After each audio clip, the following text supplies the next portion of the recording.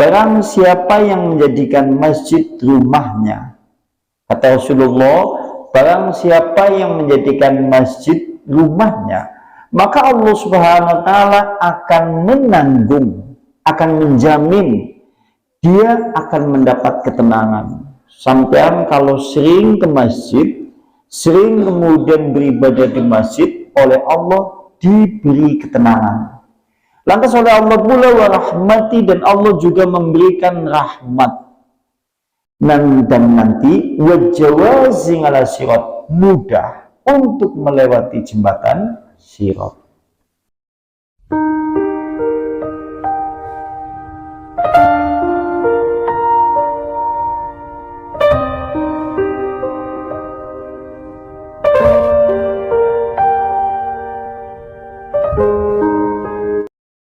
Lantas kemudian Abu Nuaim, sekarang menurut Abu Nuaim, penulis kitab Hilyatul Awliya, Abu Nuaim dia berkata, hadatsana Sulaiman bin Ahmad, hadatsana Khubair Khair bin Arafah, telah menyebutkan kepada kami Hani bin Mutawakkil, telah menyebutkan kepada kami Abu Rabi'ah Sulaiman bin Rabi'ah, dari Musa bin Ubaidah, dari Muhammad bin Ka'ab al-Kurdi, dari Abu Hurairah, anin Nabi, dari Nabi Muhammad sallallahu alaihi wasallam bersabda, menurut hadis yang diriwayatkan di dalam kitab yang ditulis oleh beliau namanya Abu Nuaim dengan sanad yang disebutkan tadi.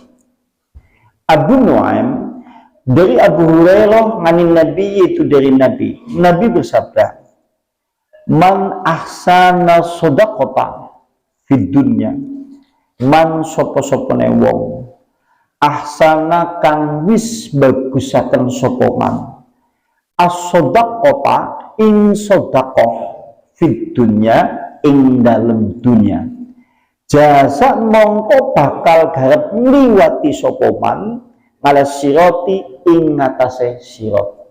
Kalimatnya seperti ini, barang siapa yang membaguskan sodakohnya tatkala di dunia, lantas dia kelak akan bisa melewati jembatan sirat. Panjenengan itu sitakoni, sedekah sing paling bagus kayak apa?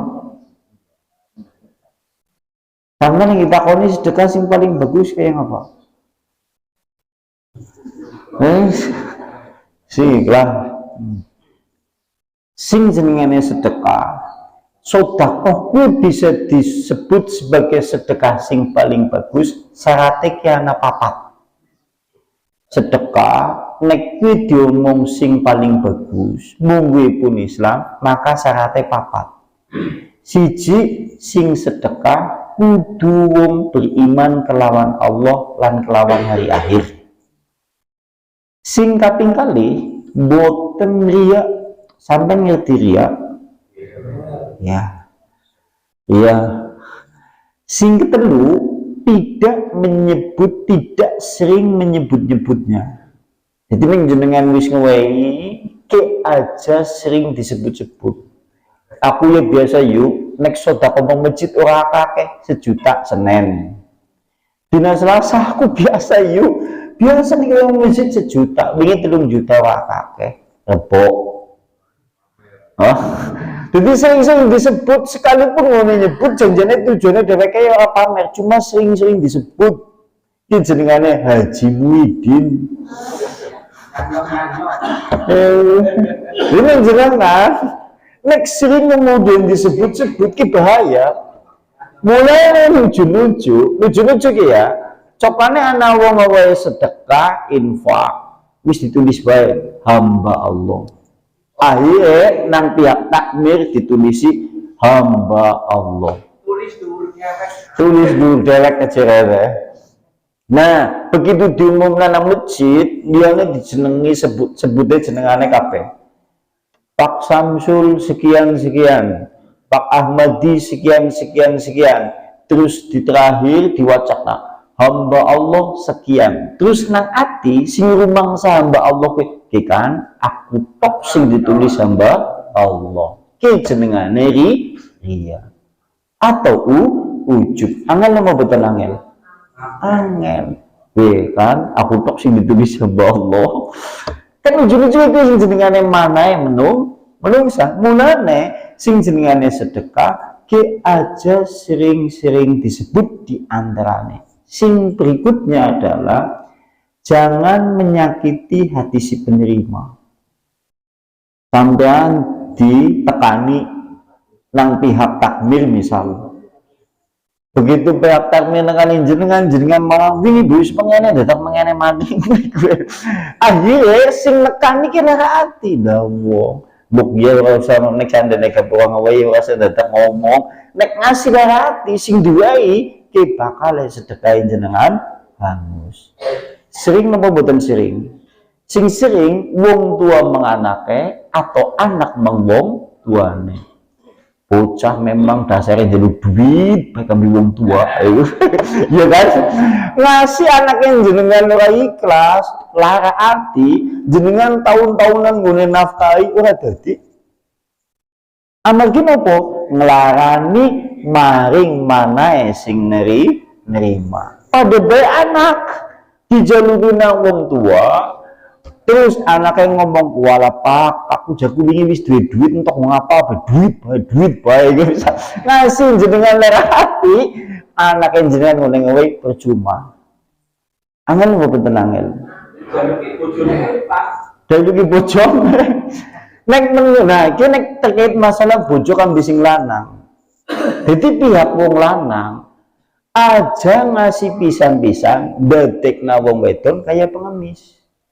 Maksudnya mboten aja ngasih pisan-pisan detikna bojone sampean ki kaya pengemis. Senin jaluk, Selasa wis entek. Terus jaluk maning. Soalnya ngene wae sing lanang oleh nyekel duit 7 juta, sing duweken meng sing wedon 30.000. Jiwet bae duit nek kowe. Anak sini gue, anak bukan anak nang kene. Itu, jadi aja ngasih dengan wong lanang, detik pisan-pisan, wong wedon ke seakan-akan jadi pengemis. Paham maksudnya ya? Tahu bahasan jenengan duit 10 juta, sing wedon duwe mung 100.000. Giliran jadi mending telung dina duit bae bewis. Ki jenengan dedek na wong wedon dadi pengemis. Sampeyan sing wis diwai ya kudune syukur. Sing wong wedon 1 juta ya alhamdulillah, 500 alhamdulillah, 10 juta ya alhamdulillah, aja ngasih alhamdulillah rubah. Biasa sebulan nang bojone sampean duwe 3 juta, qadarullah akhirnya suatu saat bulan wingi kurang jadi mung 500.000 jenengan ya pada baik ngucap alhamdulillah ning beda alhamdulillah ya alhamdulillah nek iki jenengan alhamdulillah beda ke pada baik nah Allah syukur maring Allah ini sampean yang wedon ya pada baik kudu nerima sepira baik gue sing lanang ya candatekna dadi wong wedon dadi pengemis kinek menurut munggu pun Islam adil Islam jadi adil ora yo kan bela dengan oke ngapa dadi sing jenengane sing wong lanang menteri keuangan iki wong wedon cocok ora cocok ya cocok banget ya coy menteri keuangan sampean tapi nek ngasih kepala negara sing lanang orang detekna sampean menteri keuangan berarti menteri keuangan jenengan orang dipercaya masih dipecat mending dipecat diganti ke priwe jejel itu maksudnya memang kedai atau wah kini bahas masalah bebojoan kayaknya padu begini ya ya kayaknya lu kita kayaknya malu kembali ke sini jadi sedekah itu maksudnya seperti itu kemudian berikutnya waman qada hajata Barang siapa yang menunaikan atau menyedekahkan atau mencukupi kebutuhan janda, barang siapa sing mencukupi kebutuhan janda, bojone sampean dikatakan ya kalimatnya ini soalnya barang siapa yang mencukupi kebutuhan janda, maka Allah Subhanahu wa taala bakal ganti maring harta yang ditinggalkan. Aduh maunya kayaknya kayak gitu. Karena kan hadisnya memang seperti itu bunyinya. Jadi hadisnya bunyinya, barang siapa yang bersedekah di dunia, nanti dia akan bisa melewati jembatan sirat dengan sedekah yang paling bagus. Contohnya kayak wau. Barang siapa yang kemudian memenuhi kebutuhan janda, maka Allah tidak akan membiarkan atau menggantinya atau menjaganya harta yang ditinggalkan. Hadisnya seperti itu. Bojone sampean diawasi ya. Jadi yang pertama, poinnya kados mengatakan, kula panjenengan sedaya nomor siji, nek sedekah bener, bakal ngesuk nang jembatan sirat mudah untuk melewatinya. Mulanya nang hadis Nabi juga kan disebut manfaat dari sedekah yang memang betul-betul diterima oleh Allah. Di antaranya kan dulu pernah disinggung, sabnatun yudilluhumullah fi dhilli yauma la dhilla illa dhillu. Ada 7 golongan manusia yang mendapatkan perlindungan dari Allah tatkala tidak ada perlindungan kecuali dari Allah. Di antaranya adalah orang yang memberikan harta bendanya di jalan Allah dengan tangan kanannya, tangan kirinya tidak melihat. Maksud tangan kirinya di sini adalah tidak ria, tidak menyebut-nyebut sering, dan juga tidak menyakiti si penerima. Kalau menurut hadis ini, di antaranya adalah membaguskan sedekahnya, bisa menjadikan manusia melewati jembatan sirat. Kemudian yang berikutnya, sementara kalau menurut hadis yang lain disebutkan yaitu Abu Ja'far berkata, Abu Ja'far, ra'aitu fi manami ka'anni waqifun ala qanatir jahannama fanadartu ila hauli azimin. Aku pernah, kata Abu Ja'far, aku pernah melihat di dalam mimpi. Aku pernah melihat di dalam mimpi seakan-akan aku berdiri di atas jembatan yang diletakkan di atas jahanam, maksudnya adalah jembatan sirat. Panadhartu, lantas kemudian aku melihat betapa mengerikannya terkait masalah jembatan sirat itu. Fa ja'altu afqara fi nafsi kaifa al-mubur ala hadhihi. Lantas kemudian aku berpikir bagaimana aku harus melewatinya.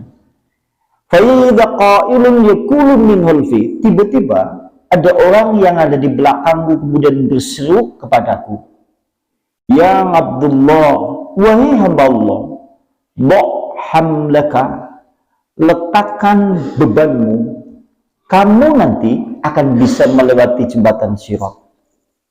Kata orang yang memberi nasihat kepada orang yang melewati jembatan sirat itu, letakkan bebanmu, nanti kamu mudah untuk melewati jembatan sirat. Lantas Abu Ja'far, dia berkata, wa ma hamali, lantas apa yang menjadi bebanku?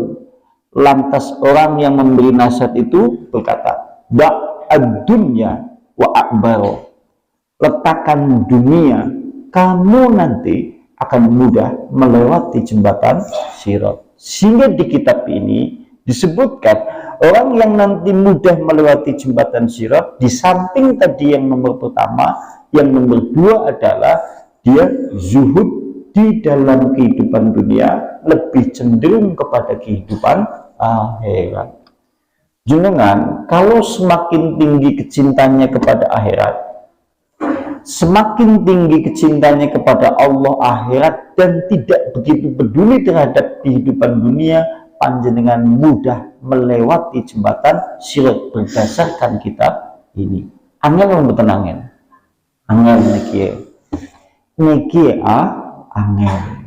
Seakan-akan mengandung satu isyarat, panjenengan seakan-akan betul-betul dituntut ken menggauli kanti teman-teman, ngamal kelawan teman-teman, kelawan sangu bekal teman-teman, kelawan kangge bekal benjang dalam kehidupan akhirat, dan tidak begitu cinta sekali kepada kehidupan dunia, karena dunia yang nanti akan membebani manusia. Sebagaimana hadis Nabi menyebutkan hubbud dunya ra'su kulli khotiatin, cinta dunia itu merupakan dasar kesalahan, keluputan, dosa-dosa manusia. Sampean takoni wong sing siki ora salat subuh, alasannya apa? Cinta dunia. Jadi kesalahan apa baik? Dasarnya siji, seneng dunia. Engkau sampean salat duhur, kok terus ora salat duhur nang masjid, jenengannya apa? Seneng dunia. Kepenak jenjane, kepenak ngeri. Engkau jenengan ora salat asar nang masjid, alasannya apa? Seneng dunia. Karena sing jenengane cinta dunia, semua sumber dari kesalahan, dosa-dosa, luputnya manusia. Dera kayak gitu cokane ora. Sampai nek ora salat jamaah terus lagi ngapa? Ya orang ngajak orang apa? Lagi maju, lagi nang sawah, lagi nang tegalan nanggung kan tentunya. Iya, Mbok. Iya kan, berarti sing jenengane kata Nabi itu dijelaskan sing jenengane demen dunia ki sumber kesalahane menungsa. Sampean nang apa kata Al-Qur'an demen dunia. Sampean nang apa membengi ora salat malam demen dunia. Sampean nang apa kemudian membengi orang maca istighfar demen dunia. Kan yang jenengane cinta dunia sumber dari kesalahan manusia. Ini maksudnya seperti itu. Dan berikutnya, Allah berkata, yaitu Al-Khatali Abu Qasim berkata, Abu Qasim Al-Khatali, wa hadatsani Abu Bakar Khalifah Al-Haris bin Khalifah, telah memberitahu kepadaku Abu Bakar Khalifah Al-Haris bin Khalifah. Qala berkata, hadatsani telah menyebutkan kepada kami, yaitu Amr bin Jarir telah menyebutkan kepadaku Ismail bin Abu Khalid bin Qais bin Abi Hazim. Abi Hazim kemudian dia berkata, sami'tu Abu Darda, aku mendengar Abu Darda berkata kepada anaknya. Abu Darda dia pernah berkata kepada anaknya. Yang dikatakan oleh Abu Darda kepada anaknya adalah, ya bunayya, la yakun baitaka illal masjidah, wa innal masjidah buyutul muttaqina. Sami'tu Rasulullah sallallahu alaihi wasallam yaqulu, may yakunil masjidah baitah dominallahu lahu biruhi wa rahmati wal jawazi ala sirat. Kata Abu Darda kepada anaknya, jangan kamu jadikan rumah-rumahmu untuk menetap kecuali adalah masjid-masjid. Kalimatnya seperti itu. Janganlah kamu senantiasa berada di rumahmu kecuali kemudian masjid. Maksudnya adalah kalau bisa masjid itu seakan-akan didadekna umah. Ini adalah bahasa sanepan, bahasa kiasan. Contoh iki maksudnya. Sampean nek ana wong esuk nang gerdu dolanan minuman, awan dolanan domino, wengi dolanan gapleng nganti jam 1. Sampean nek kemudian ngerti ana wong kaya kiye, terus dijenengi apa? Oh, kayak wong umahe nangger. Berarti maksudnya apa? Sering nangger gitu. Nah, nang hadis ini, nang perkataan Abu Darda kepada anaknya, maksudnya dia memberi nasihat kepada anaknya, sering-seringlah beribadah di dalam masjid. Mulanya karena hadis Nabi, termasuk 7 golongan manusia yang mendapat perlindungan dari Allah, di antaranya adalah wong menungsa, wong lanang wong wedon sing atine gumantil atau bergantung atau terpaut kambi masjid. Mulanya Abu Darda ngomong, wahai anakku, jangan engkau sering kali kemudian di rumahmu kecuali engkau jadikan rumahmu itu seperti masjid, atau jadikanlah masjid-masjid itu seperti rumah. Maksudnya adalah sering-sering beribadah di dalam masjid. Subuh na masjid, duhur na masjid, asar na masjid, maghrib na masjid, kemudian isya na masjid, ngaji na masjid, ki jenengane wong dadek na masjid umah. Maksudnya duduk na masjid, tapi sering ibadah na masjid. Lantas kemudian berikutnya, fa innal masjidah, karena sesungguhnya masjid-masjid itu buyutul muttaqina, rumah orang-orang bertakwa. Masjid ke umay bertakwa. Sampean kalau ingin mengetahui anak panjenengan bojone sampean sing wedon apa sing lanang, ciri-ciri dia bertakwa sering masjid.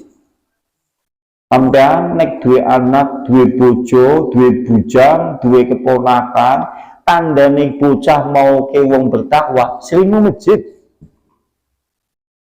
Bojone sampean esuk nang masjid, subuh nang masjid, asal nang masjid, ki jenengane wong sing bertakwa. Ning jaman siki cokane malah domai, nah wong gaweane nang masjid bae. Sapa gue? Ki jenengane wong bertakwa. Jadi ciri-cirine wong bertakwa di antaranya sering masjid. Dengan kata lain, sing ora tau masjid berarti ora bertakwa menurut Abu Darda. Beliau menyebutkan, aku mendengar Rasulullah SAW berkata, Rasulullah berkata, barang siapa yang menjadikan masjid rumahnya, kata Rasulullah, barang siapa yang menjadikan masjid rumahnya, maka Allah Subhanahu wa Ta'ala akan menanggung, akan menjamin dia akan mendapat ketenangan. Sampean kalau sering ke masjid, sering kemudian beribadah di masjid, oleh Allah diberi ketenangan. Lantas oleh Allah pula wa rahmati, dan Allah juga memberikan rahmat. Dan nanti wajawazi ala sirat, mudah untuk melewati jembatan sirat. Berarti di sini menunjukkan wong sing kepenak gampang anggenipun liwati sirat, di antarane wong sing detekna masjid-masjid gue kaya umah, maksudnya sering beribadah di dalam masjid. Kesamparanipun kaki-kakinya mudah ringan untuk melangkahkan menuju masjid. Kan wis diomongna semantene, sing jenengane wong laku nang masjid ki perjalanan atau amargi tergantung cakete manah kelawan Allah. Kudu tergantung umahe cedek apa umahe to, tapi tergantung ke cedeke manah kelawan Allah napa boten. Terbukti nuju-nuju anak umah sing nempel nang masjid ning samparane ora pernah mlebu masjid. Gandeng mung masjid malah mung dondon nang WC masjid tok. Kepriwe jajal? Nah, itu maksudnya. Banyak enggak yang seperti itu? Berarti sampean bisa kan ngomah dumugi masjid kayak janjane perjalanan sing dan menunjukkan dekatnya mana. Wong sing umahe cedek nang masjid, kenapa tidak mau masjid? Karena atau manae sehingga kakinya berat untuk melangkah menuju masjid. Makanya masjid itu menjadi rumah orangnya bertakwa. Sehingga Rasulullah menyebutkan, barang siapa yang menjadikan masjid seperti rumahnya, nanti dia akan diberi rahmat, diberi ketenangan, dan mudah untuk melewati jembatan sirat. Wong sing boten kados mekaten bakal kerepotan garap melewati jembatan sirat. Ya, diantaranya itu. Insya Allah kapan-kapan kalau seandainya masih meneruskan bab ini masih banyak yang disebutkan di dalam hadis yang terkait masalah melewati sirat. Mungkin ada yang mau ditanyakan, tafadhol silakan, monggo. Nggih, monggo. Waalaikumsalam warahmatullahi wabarakatuh. Ini ada seruan suruh bersolawat atau memperbanyak solawat. Iya. Seakan-akan bersolawat itu sebagai kunci atau tujuan untuk masuk surga. Iya. Yang kedua, kalau kita bersedekah, kita ada tujuan berharap pada Allah agar kita dibalas. Iya. Intinya bahwa kalau menurut hadis Nabi dan Al-Quran, memang Al-Quran Allah menyuruh kita banyak-banyak berselawat. Contohnya di dalam Al-Quran, yaitu dalam surat Al-Ahzab, sing biasanya diwaskan nang khotib-khotib di mimbar Jumat. Sungguhnya Allah, kemudian malaikatnya Allah itu senantiasa berselawat kepada Nabi. Sallu, maka berselawatlah panjenengan. Berarti ini dasar perintah selawat langsung dari Al-Quran. Yang disuruh adalah kita disuruh banyak berselawat. Di dalam hadis Nabi, hadis Nabi banyak juga menyebutkan perintah keutamaan tentang selawat. Selawat yang menurut petunjuk hadis yang sahih diantaranya adalah panjenengan kon maca selawat kon ngekei di antarane tatkala nang dina Jumat. Nang dina Jumat panjenengan ke kon banyak kon ngekei mau selawat. Yang berikutnya adalah itu tatkala kemudian panjenengan mau berdoa, kita juga disuruh untuk disunnahkan untuk membaca selawat.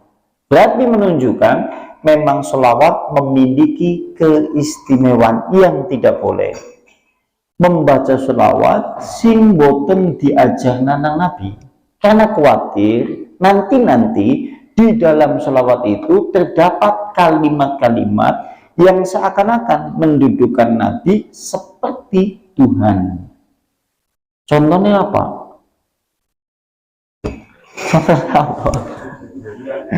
Ya, jadi aja berselawat kecuali sing memang diperintah Nabi.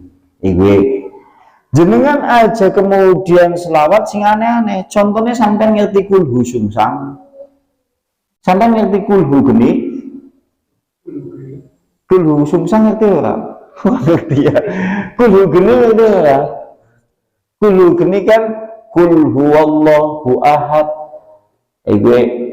Allah Tuhanku, Jibril tekanku, Muhammad kan wah ngerti ki jerene nggo ngusir setan engko diwacana selawat engko nek sing iki jenengane sing ora bener. Karena apa? Tidak ditunjukkan di dalam Al-Quran ataupun di dalam hadis Nabi. Contoh mending di antaranya yang tidak boleh panjenengan mungkin apa lucu-lucu jenengan cokane ngerti ana wong krungu. Ya Rabbi bil Mustafa baligh maqasidana waghfir lana. Nah, artinya apa? Ya Rabbi, wahai Tuhanku, baligh maqo, ayo ya, sidana. Ya Rabbi bil Mustafa, ya Rabbi wahai Tuhanku bil Mustafa. Dengan Mustafa maksudnya kekasihmu siapa? Muhammad. Lantas kemudian ada kalimat balik. Baliknya menurut fi'il amr hadir, kata perintah kepada orang kedua, kembalinya kepada Muhammad. Berarti artinya seperti ini, wahai Tuhanku, dengan Muhammad kekasihmu itu, balik ya Muhammad, sampaikanlah makosidana, yaitu tujuan hajat-hajat keinginanku.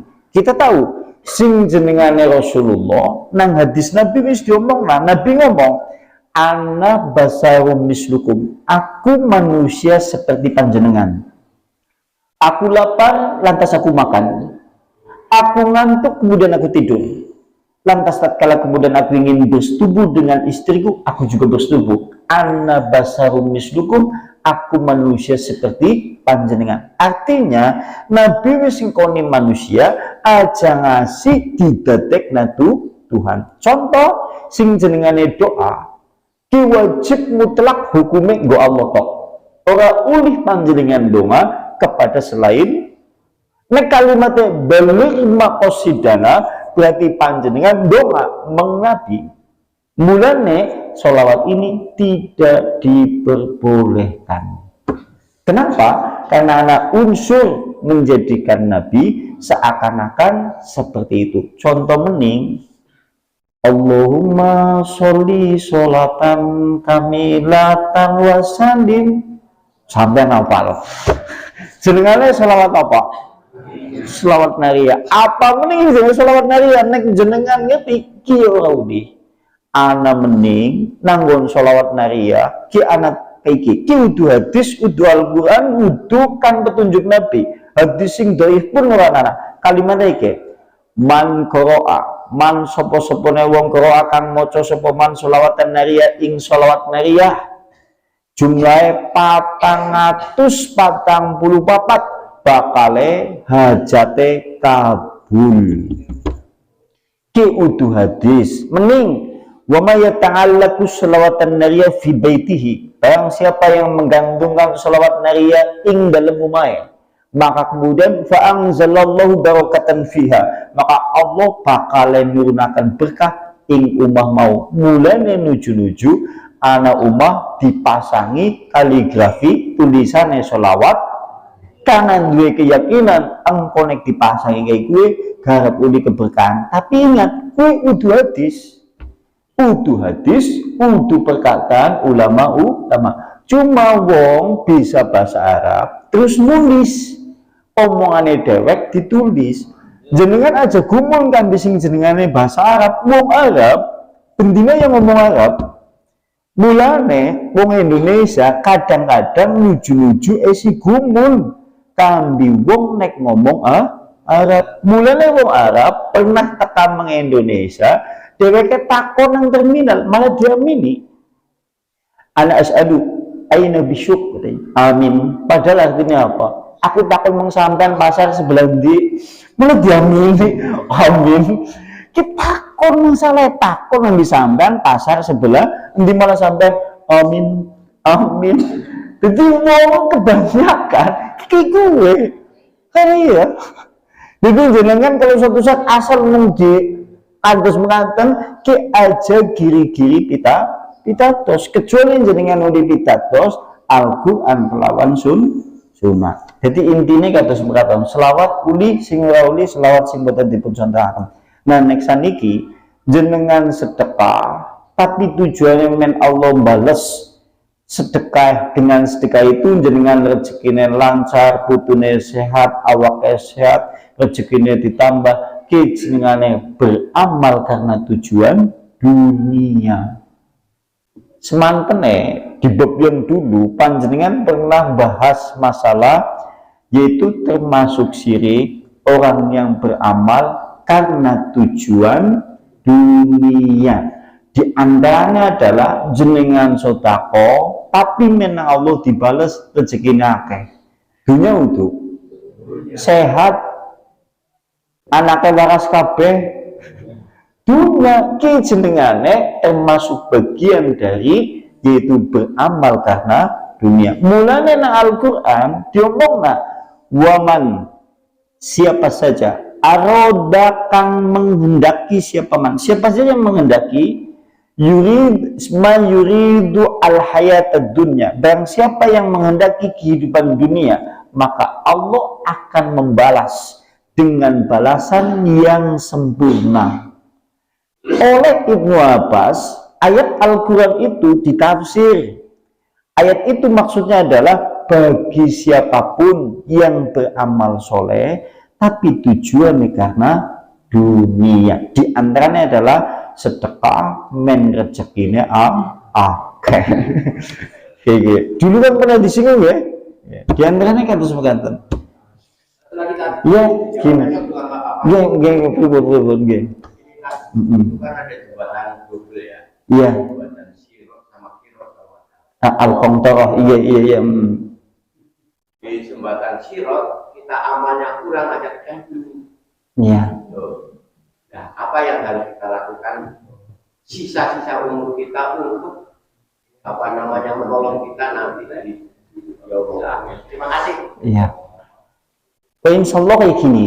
Jadi kita kan memang lagi membahas masalah sirot ya. Nanti memang sebetulnya ada jembatan lagi namanya Al-Qantoroh. Al-Qantoroh adalah jembatan penghujung dari jembatan sirot. Jadi penghujung dari jembatan sirot kita jenengannya jembatan Al-Qantoroh.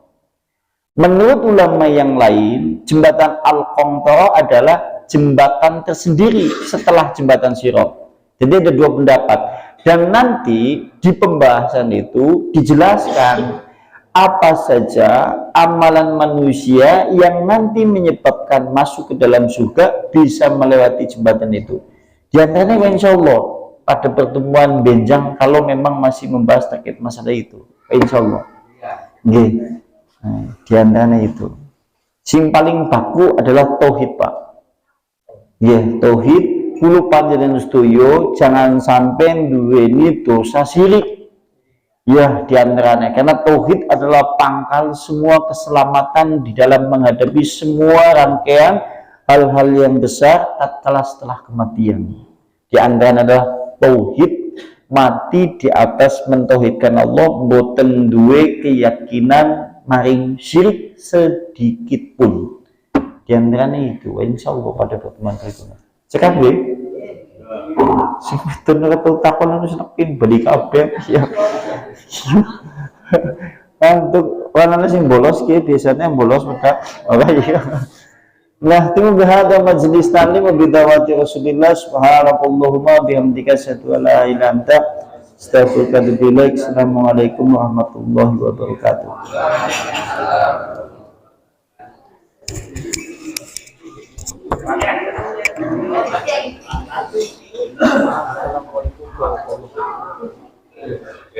Wong terkenal langit Kita sekali lagi. makanya kitchen outdoor Gitu kalau itu.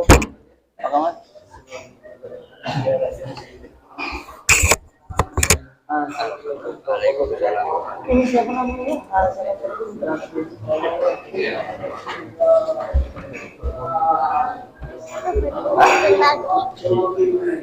Bang.